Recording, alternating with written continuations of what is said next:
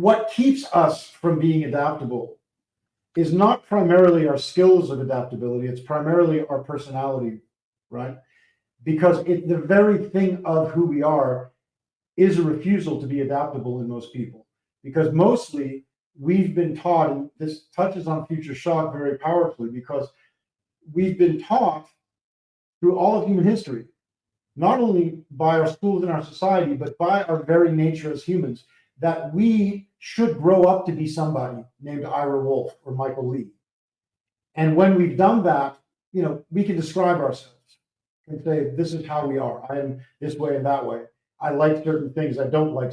Welcome back, everyone, to the Geeks, Geezers, and Googleization Show, the home of Googleization Nation, where we talk with HR and business thought leaders about the crazy, never normal shift going on all around us.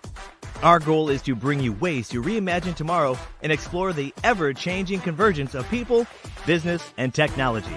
Here is your host, Ira Wolfe. Welcome back, everyone, to the Geeks, Geezers, and Googleization Show. Thank you for being part of Googleization Nation. I'm Ira Wolfe. If you think this is just another podcast, think again. This is the voice of the most important conversations we can have on the future of work confronting business leaders and people today. My goal is to bring you new ways to reimagine tomorrow and explore the ever-changing convergence of business, technology, and people. In other words, help you make sense of this never normal, messy, weird, unfamiliar, and fascinating world that we seem to be careening toward. On today's episode, I'm diving into a question that's been bugging me for most of my adult life. Why is it so hard for us, including myself, to make a change when the result of continuing to do whatever it is we're doing is not working?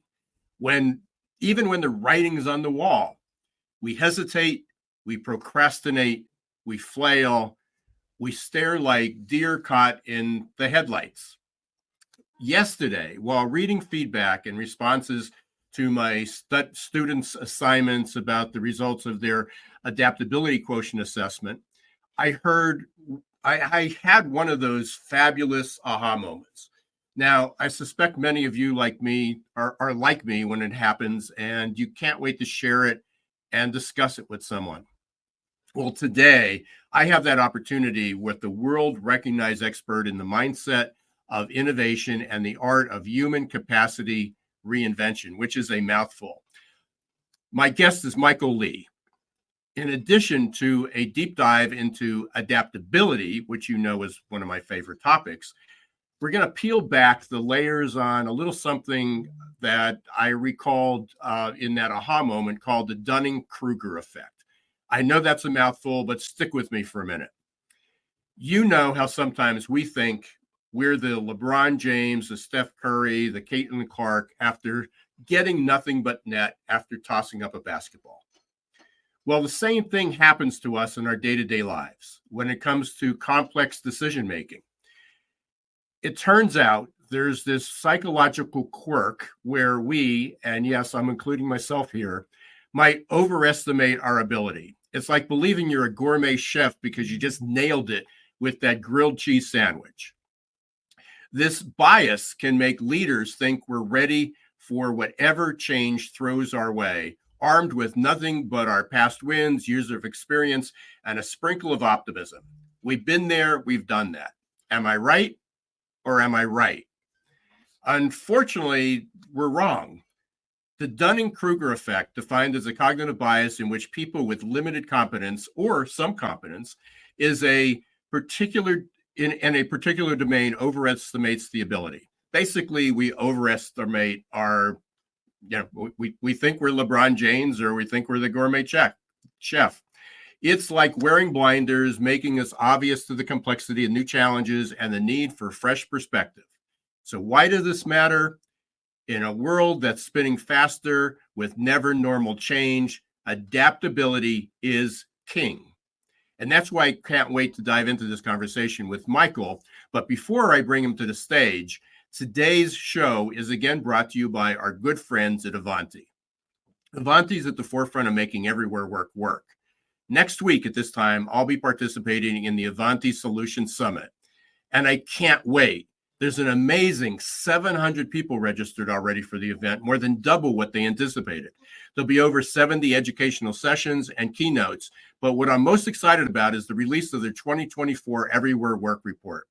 I can't wait to share the results with you over the coming weeks, but there's still a chance for you to join me and the Avanti team on April 10th in Dallas, Texas for this epic summit.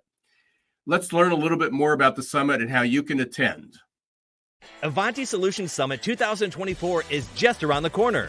Join us in April to shape the future of work together with Avanti. Learn more about this exciting event and register on the Geeks, Geezers, and Googlization website. Use code SM Industry Partners.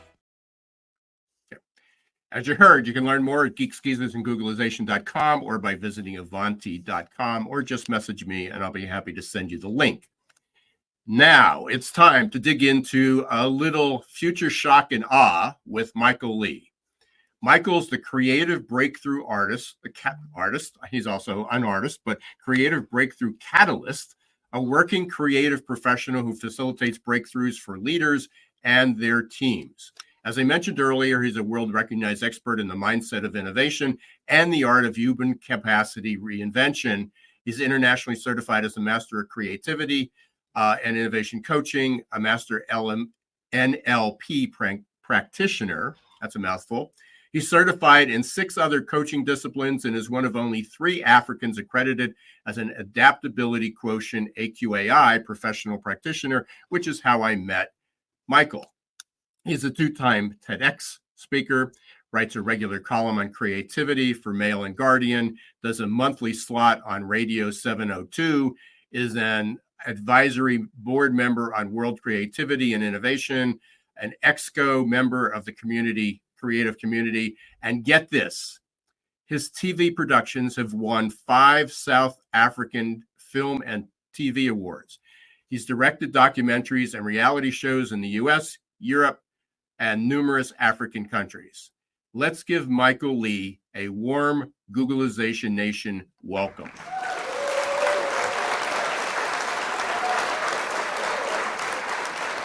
Hey, Michael, welcome. Thank you, Ira. Thank you.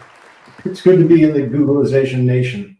Yeah, and it's a pleasure. Thanks for joining me. And I was sort of a last-minute reach out to our community the other day, and you know, it's one of those things. Sometimes you just get to somebody from the immediate responses and a quick search of your website that we were going to have some strong connections.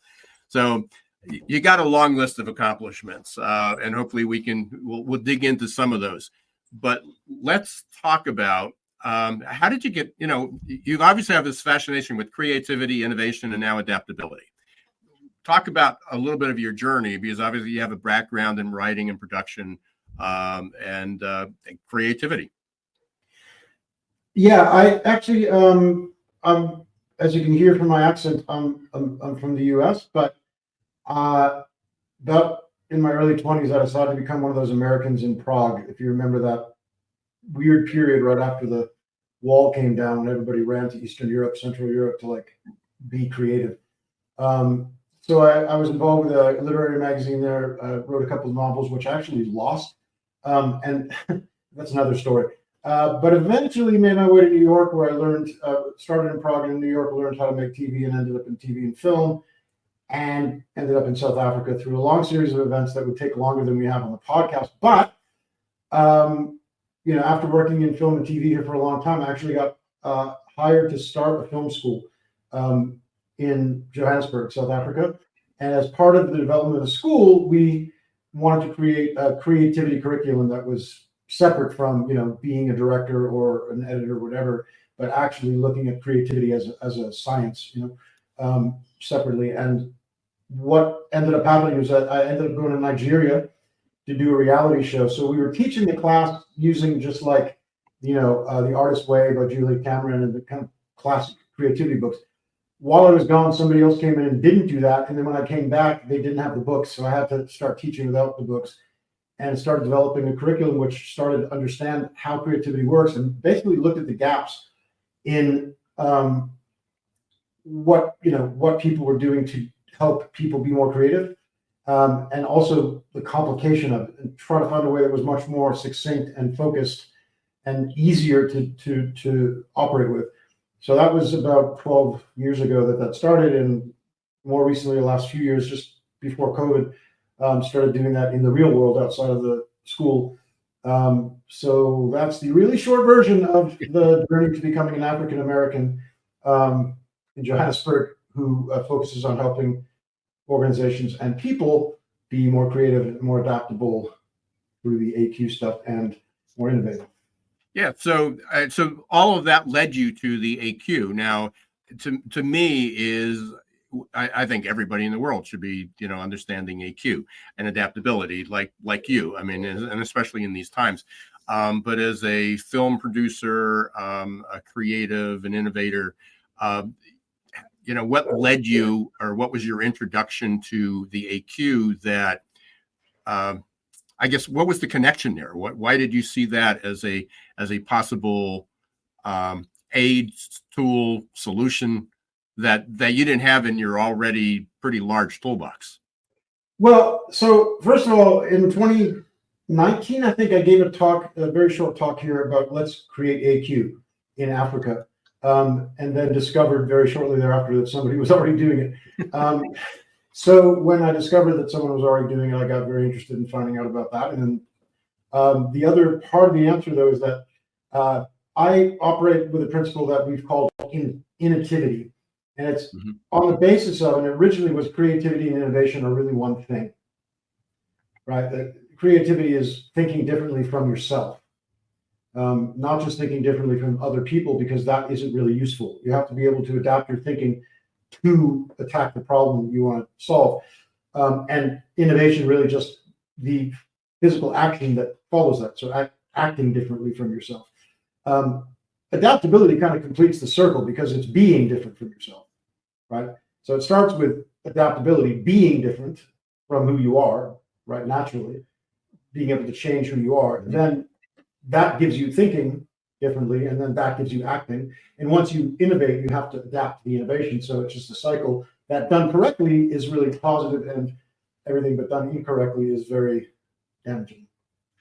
Yeah, well, as I said, our thought process is just from our couple of WhatsApp chats and a few emails back and forth. I assume that there was this synergy, there was a synchronicity in our thought process. And similarly, one of the things that AQ or what I found was missing, that missing piece you talk about completing the circle, was we talk about helping people be creative. And I've been on this pursuit for years. My master's of leadership, I was introduced to a lot of De Bono's work, in creativity. So I was looking ways to kind of think outside the box. And obviously, a creative says, "What box?" Who said there was a box? But we didn't teach people how to get there, because in order to be more creative, you have to take chances. You're going to make mistakes. There's no such thing as a stupid idea, but there are ideas that don't work, and that seems to be the hang up with most people. That I'm teaching this class and I bring it up all the time, but I'm learning. Hopefully, they're learning as much from me as I am from them, because they're giving these responses. But here's 22 young students. Well, obviously they are young, but 18 to, let's say, 21, 22 years old, taking an innovation and entrepreneurship class. And even 2/3 of the way into the semester, as of yesterday, one of their biggest fears is to ask a dumb question in class. And that fear factor is there. And what I keep emphasizing with them, and I've introduced them to the adaptability quotient and so forth, but I keep talking about it's about mindset. It's about developing that growth mindset to not be afraid to take the risk. That if I ask a dumb question, if I ask a question that the other 21 people in the room assume is stupid and not worthy, then you ask yourself, why? Are they wrong? Are they just stuck in their fixed mind, in their mindset, and they don't see the opportunity? Or is it really a dumb question, but it's a learning opportunity? It's not the question itself has no context. It either is a good question, is going to stimulate thought, or it's going to take you down another road. So I love the fact that you said this is going to complete the circle, or it's a third, it's a third leg on a three-legged stool, or whatever we do. But I don't know how we teach people to be more creative, more innovative, to grow, to thrive. I mean, we throw out all leaders seem to throw out all this word salad of expectations and goals and things that people need to change, but we don't give them the tool to get them through that hurdle. It's like just giving somebody a new tool. You could give me a basketball and ask me to throw it from center court all day long. It's with all the practice in the world, I'm probably not going to be as good as the top people. And I don't care. I'm 5'8" and I have got no lift, and I'll never dunk a basketball. But you can teach me the fundamentals, how to do that. Doesn't mean I wouldn't try, but it's not going to be easy. And that's the part that people give up on. The difference between the basketball example and, creativity or adaptability is that all of us are born equally adaptable, right? You're 5'8", I'm basically 5'8"-ish, 5'9" maybe. I can't jump. I definitely will never dunk a basketball, except on those kiddie courts, But and no matter how much, but we could learn to shoot better and, make a 3-point shot and that kind of stuff. But we are all born adaptable because that's the whole point. That's how we learn, right? So we all have infinite adaptability because when we're born, we're nothing, right? There's the whole nature-nurture dialogue, but the bottom line is anybody who's had a baby knows that there's not a whole lot of person in the baby yet compared to the person we are now, right? And we've created ourselves, Ira, yourself and myself, we've created who we are over, unfortunately, for me at least, many years. And we get very determined to stick with that, right? Because we've invested a lot in it. So not only do people become more firmly entrenched in who they are, meaning less adaptable because they don't want to adapt, because they want to be who they are. They've invested a lot in it, right? But also, because of the lack of practice and adaptability, they become less adaptable on top of that. So both the willingness or the mindset and the ability are compromised, right? But we could be as adaptable as a 2-year-old child if we want to and we practice it. That's the difference between the basketball example. But the similarity basketball example is we don't practice it and we don't want to, right? Right. If I took your brain now and put it in your brain when you were 1 year old, well, you are sitting in a chair, but you'd still be sitting. You wouldn't be able to walk, right? Because you would have tried like 50 times and you'd be like, this is not what I'm good at. Like you say, you're not good at dunking a basketball, And although the basketball example is pretty good because you're probably not going to ever learn to jump that high. It's just physically impossible. But there's also a mindset thing there. Like maybe you could learn to jump that high, maybe. But yeah, it's not worth it because it's not who you are. You're a 5'8" guy, right? Yeah, I mean, we had it's about a year ago. We had Stephen Kotler on, and he's the father. He's the father of flow, and he actually had just released his book Nar Country at that point, and we talked a little bit about that. And here's a guy in his mid to late 50s doing some pretty extreme sports, what we would consider almost reckless. So to your point, as a very older baby boomer, learning to dunk a basketball when sometimes bending over to put my shoes on or socks on seems to be a monumental effort. Yeah, I probably can do it, but am I willing to throw my back out? Am I willing to break a bone? So we can do it, but those are risks, and those are calculated risks, and some people are willing to take those and they're not. So, I want to make sure that everybody understands that we're not talking about having people do extreme things.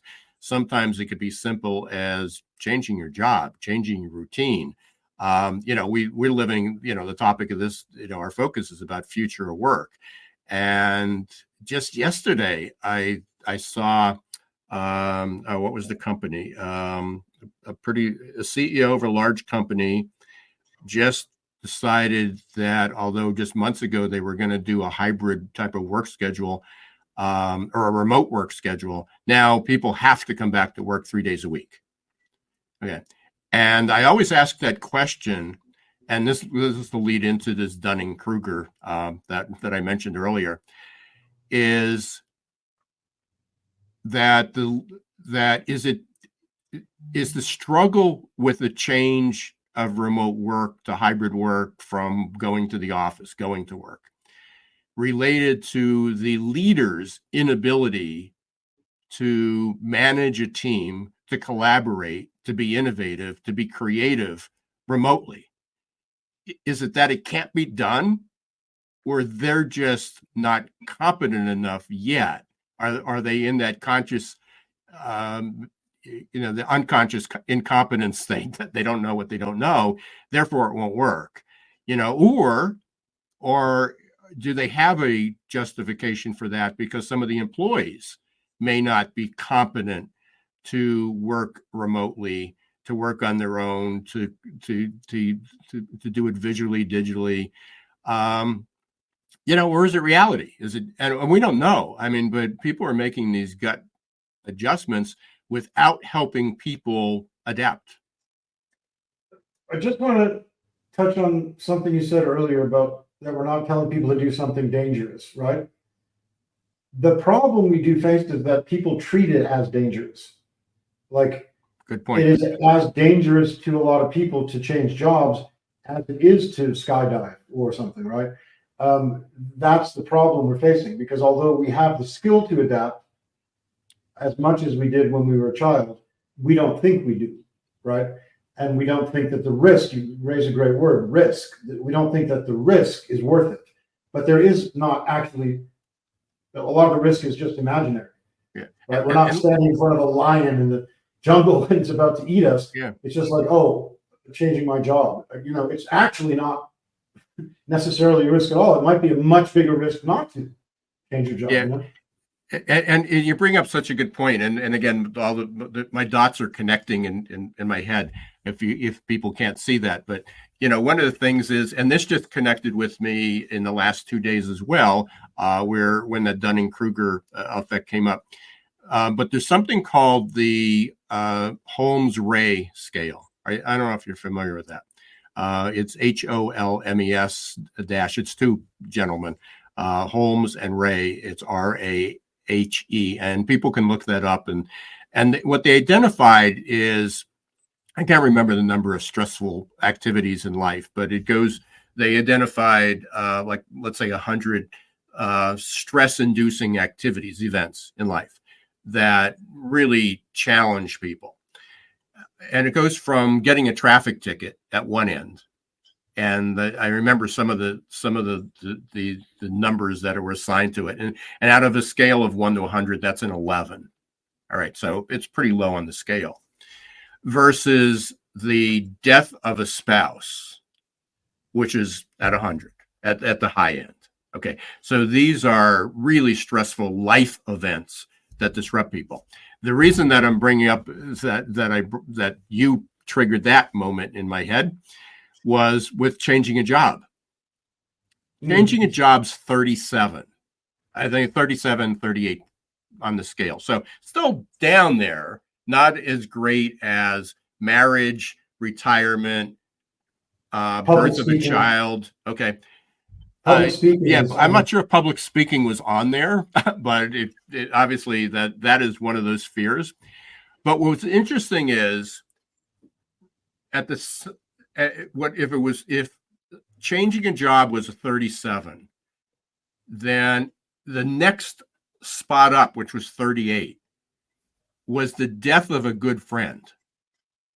So when you think about the stress that's induced from the death of a close friend, and you have that same level of anxiety, stress, grief of changing a job, that's enormous. I mean, forget all those other things, those big events. But people say, well, what's so hard? You apply for the job, you had an interview. And I always say it's the fear of rejection, because what if I apply and I don't get it? I have to go through interviews, and they're always stressful, especially if you get interviewed by a manager who can't interview, and you're so there's all these stress points. So why would I want to do that? I mean, I got my paycheck. I got remote teen. I drive by the Starbucks I drive through every morning. I've got this commute, or I've got this routine at home. Why would I want to change that? Even if I hate my boss, I hate my job, I hate what I do, and I'm unhappy. Yeah, and then of course, adaptability, as you know, as an AQ professional, highly adaptable people are 50% more healthy, mentally healthy, right? And burnout is 50% lower. It's like a massive shift in their health, as brain health and mental health, and even physical health. But also what you point out is one of the things that's really shocked me when I learned this is that it is more stressful, or at least equally stressful, to worry about losing your job as it is to lose your job. Interesting. Right. So people are actually more worried about having to adapt than when they have to actually adapt and they're forced to. Okay. It's a lot less stressful to actually have to adapt than to think about having to adapt. Yeah, which brings up, and there are so many people, because all you read about and hear about, which is legit to some extent, about AI, that robots. Just last week we talked with Daniel Levine, the #1 world trend spotter. So his focus is just on what trends are, and we talked about that, and that is one of the #1 trends that they spot. That they're unquestionably there's going to be more robotics, more AI, more automation. It's not necessarily going to eliminate. It's going to eliminate the job as we know it, and I think that's the clause that people don't put on. Is AI, automation, robotics, technology going to eliminate jobs? Yes, but it's not going to eliminate all jobs. It's going to change jobs.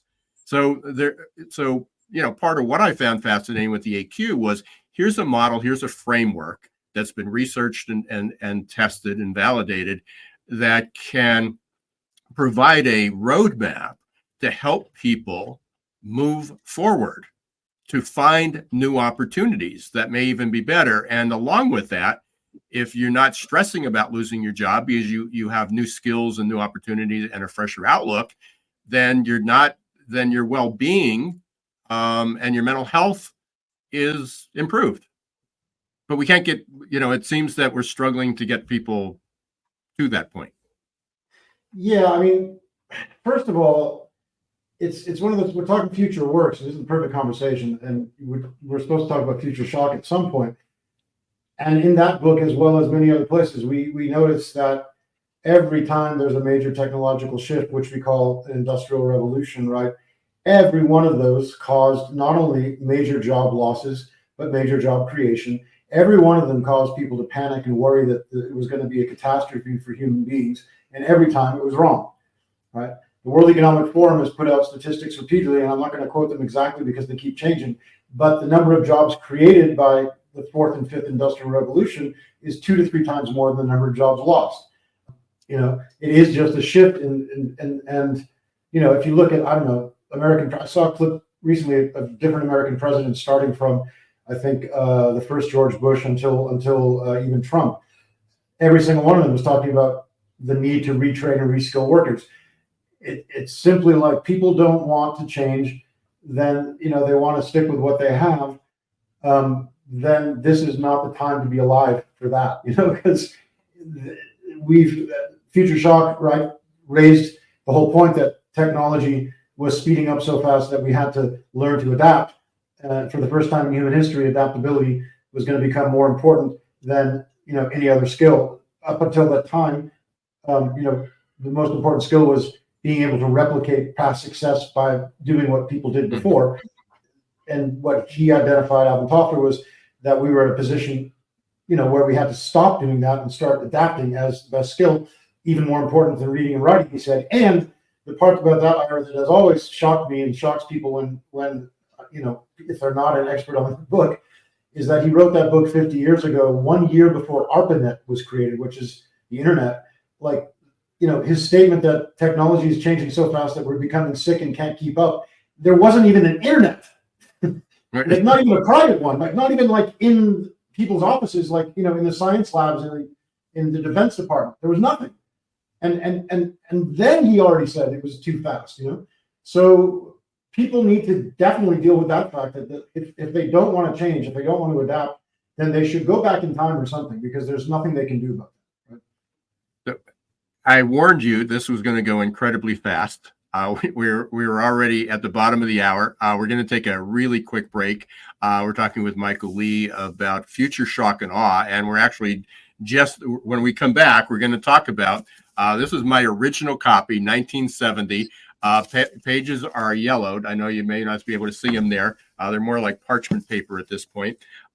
But again, I was a college student, and the book had just come out. Fascinating book, probably got me on my journey. Put it away, forgot about it. But then during the pandemic, it seemed to, raise out of the ashes. I literally had to pull out of a box that I was throwing out of old books. Like, what do I do with this book? And it just nailed it, because it talks about what life will be when the pace of technology accelerates past our abilities to cope with it, and it creates a shattering stress and disorientation. That's what future shock is. And when you look at the levels of burnout, stress, mental illness, fear, everything that we were talking about for the last 25 minutes or so, we are living in future shock. So when we come back, we're gonna have a few minutes, and we're gonna start tying the pieces together to wrap things up and talk about the role of adaptability quotient, how that's an antidote for that, and also get some other potential solutions. So stay tuned. I will be right back. Thank you for listening to Geeks, Geezers, and Googlization. We're today with Michael Lee, and we're going to take a quick break. Are your employees feeling stuck and just showing up for a paycheck? Is your workforce working harder to get back to normal than adapting to the future? It's time to help them break their addiction to certainty and develop a growth mindset.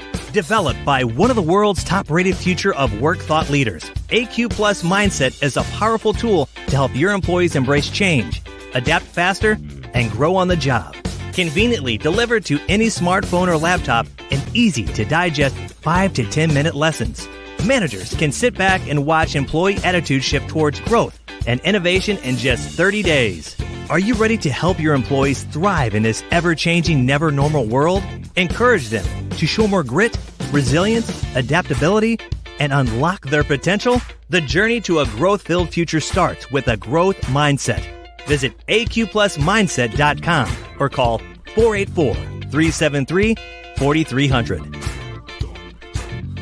Hey, welcome back, everyone, to Geeks, Geezers, and Googlization. We're with Michael Lee. We're talking about future shock and awe, how to basically save your life, your business, and your butt. We're GP rated. So basically, what can we do to overcome our own incompetence? Future shock, you got the modern version. I got the newer one. Yeah. And there's also, and I mentioned Daniel Levine, when I interviewed him in 2019, so that was before the pandemic. And by the way, we were talking about future trends at that point, and we had not talked about a pandemic.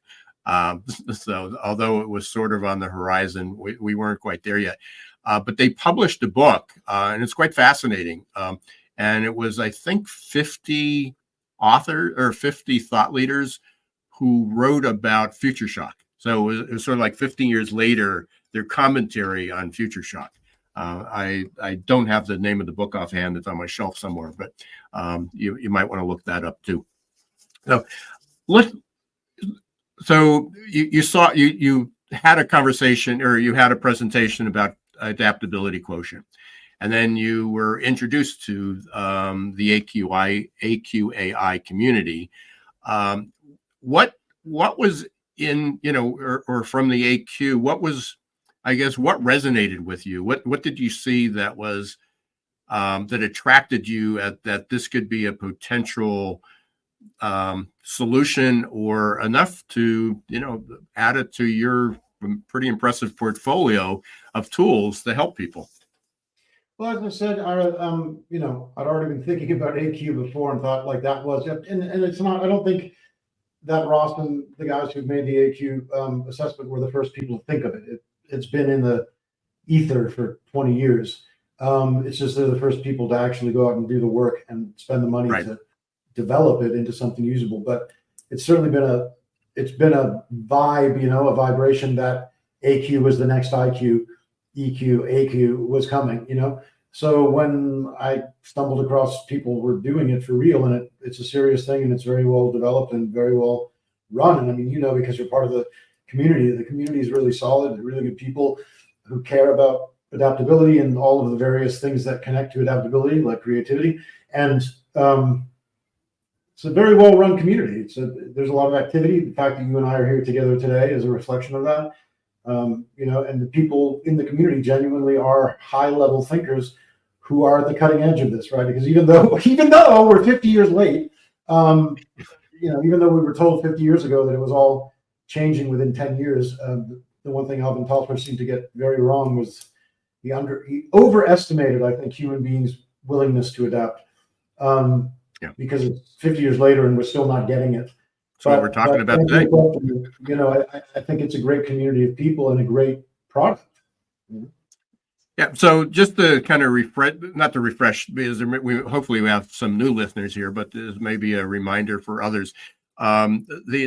What I found fascinating was that the model of the AQ encompassed a lot. So it wasn't just putting the burden on individuals. And oftentimes, one of the abilities is grit and resilience. So in 2020, 2021, we sort of normalized those words. We got tired of hearing about how gritty we were and how resilient we were. And they became literally the words of the year for grit and resilience. But grit and resilience allows you to keep going, to continue going, which we need, perseverance, getting knocked down, getting back up, bouncing back, doing it quickly. But that just keeps you going in the same direction for a lot of people. And that's something I tried to get across to my students, that they all say, but I've had setbacks before. I've been injured in sports. I was rejected from the college I wanted to go to. They had all these things, but you put it in perspective of, they could be gritty and resilient, but that doesn't make them adaptable, because in order to be adaptable, you're going to have to sometimes change direction. And in order to change direction, you have to go down a new path. Just like if you're lost, it's I don't know where to go. And some of us just say, well, I'll turn left and see where it takes us. How bad could it be? And others is, well, I don't know what's there. I don't know if I make that left turn. So, we talk about what I liked about it. They put the model together with grit, resilience, growth mindset, mental flexibility, and the ability to unlearn, to undo those pathways. But it also looked at environment. I mean, it looked at that, I was for 28 years, my business was focused on helping companies hire the right people. And it caught me soon. It was, sometimes we help people hire right people, but they're the wrong people for that culture, the wrong people for that management. And oftentimes the environment's not ready to change or doesn't allow people to adapt. So what I loved about the ACE model and the AQ was it said, okay, management has some responsibility in this, in giving the support, creating the environment, creating the practices to help create an innovative, adaptive environment. And so do individuals, from leaders down the front line of building their abilities. But also sometimes our personalities get in the way. An introvert says, but I don't like working, I need to work at home. I love working at home, going back to our remote work stories. Extroverts love that connectivity. They need to be with people, and they may not get it through a screen. Introverts were absolutely thrilled to that they had their heyday, that they didn't have to go into the office and they can have their private time. Okay, I'm trying to detect the direction to go from there. Can you give me a question or like a? Yeah, I just wanted to lay out that model of where we are. So we talk about personal abilities, we talk about environment, we talk about character. That's the ACE is abilities, character, and environment. But we talk about that. That's what attracted me is that it looked at it holistically. It looked at adaptability holistically, and it wasn't that kind of the one-shot wonders of, let's find a speaker to come into our company and talk about being more gritty. And that will help them be more adaptable. I think what I'm hearing there that I can maybe contribute to is the three areas you're talking about, right? Is personality or things which you choose to be, essentially. Then there's skills, which are things you need to learn, So skill of being gritty, you kind of have to learn it in a way. You have to practice it. Mindset, these are things you have to practice. Whereas then the character skills are that. The ability skills are more around things that that you learn, right? So I'm actually mixing it up. So mindset and stuff is more around the abilities and stuff that they talk about, right? And the character stuff is more around the issues of being an extrovert, like you said, or an introvert, looking at things in the big picture and the details. Are you hopeful? Right. Yeah. That are hopeful and or skeptical. These are things that are more character traits, and those can be changed immediately, right? You can actually literally be an extrovert immediately as an introvert if you want to, but we're convinced that we can't. And that, for me, what's interesting there is that there are three different ways to approach change when we're talking about the future of work. One way is to work on people's skills, give them better skills, teach them to be more gritty, teach them to have a better mindset. Another way is to actually transform them as human beings, what they are. So if they're not hopeful and they're more negative thinking or skeptical or careful, like you can teach them to change the way they behave or think about themselves. And that can actually literally technically be done in an instant, right? It's a quantum moment. You can change from not hopeful to hopeful instantly if you choose to. It's just hard to do it. But and there's the environmental factor, which works two ways, right? Which is actually change the environment and also, figure out how people are experiencing the environment and change that. But that was exciting. So I feel like I'm in a theme park. I'm good. So the point I'm making, Ace, is that for me, my main focus as a trainer and speaker and stuff is around mainly not around the skills as much as it's around the personality trait area, because going back to the beginning of our talk, and I'll try to loop this around so we're wrapping in where we began, but what keeps us from being adaptable is not primarily our skills of adaptability, it's primarily our personality, right? Because the very thing of who we are is a refusal to be adaptable in most people.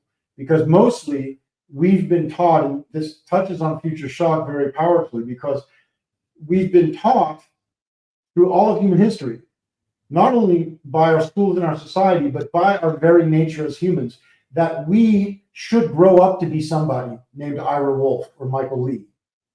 And when we've done that, we can describe ourselves and say, this is how we are. I am this way and that way.